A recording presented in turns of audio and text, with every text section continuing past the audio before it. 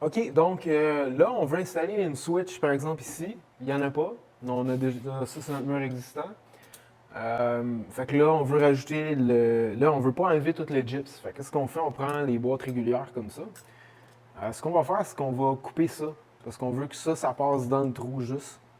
Là, pour commencer, ce qu'on fait, c'est qu'on va prendre le détecteur de montant. On va localiser le stud, il est où? Ah, ok, on va envoyer ici. Comme ça. C'est quand même assez précis. Ça, c'est Franken Sensor. Je les aime bien. J'ai pas de commission à dire ça, ils me payent pas.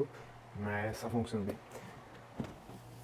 Après ça, ce qu'on fait, c'est on prend un long tournevis. J'utilise souvent ça parce que des fois, le détecteur de montant, il indique pas tout, puis des fois, c'est pas nécessairement précis. Ça dépend, il y en a qui sont plus cheap que d'autres. Fait que là, on peut rentrer le tournevis. Là, ok, là, je le sens. Là, ok, fait que là, mais, je sais, il est où le début du montant. Ok, ici. Avec ça, je sais qu'il commence là. Après ça, je prends ma boîte. Là, je viens de marquer. Donc là, c'est important de marquer. On voit, il y a comme des bosses. Là. Fait qu'il faut que j'inclue ça dans mon trou que je veux faire. Là. Sinon, ça va pas rentrer. Donc, je le mets comme ça. Après ça, je fais ma ligne. Comme ça, je le marque.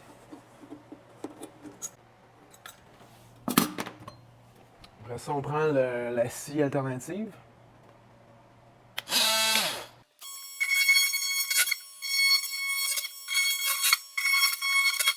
On va venir couper ça ici, là, parce que sinon ça passera pas, les petites oreilles. Donc là, on a tout coupé. Excellent.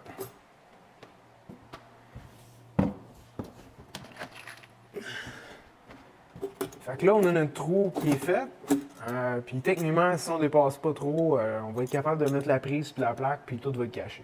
Fait qu'il n'y aura pas de trou ici. C'est sûr, pour passer notre fil, mettons en haut, il y a le luminaire ou le fil du luminaire, on perce. Fait que là, on viendrait ficher dans le fond, par le trou ici, le fil. Fait que, on peut quasiment, dans un trou de prise, d'habitude, c'est ça, on peut rentrer le bras au complet, puis aller chercher les fils. C'est sûr, il faut ficher.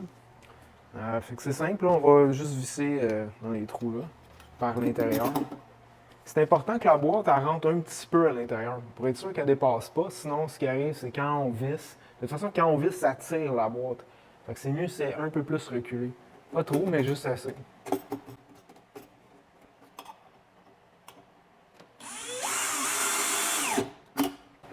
Comme ça.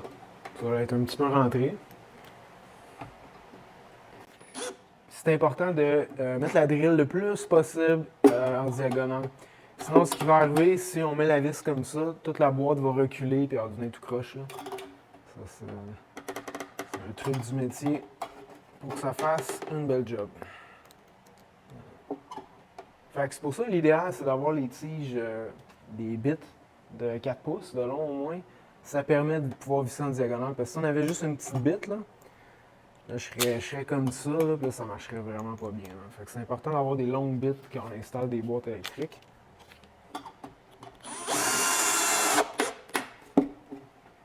Fait que là, on voit c'est solide. On voit quand si je tire dessus, ça va pas dépasser ici. Là.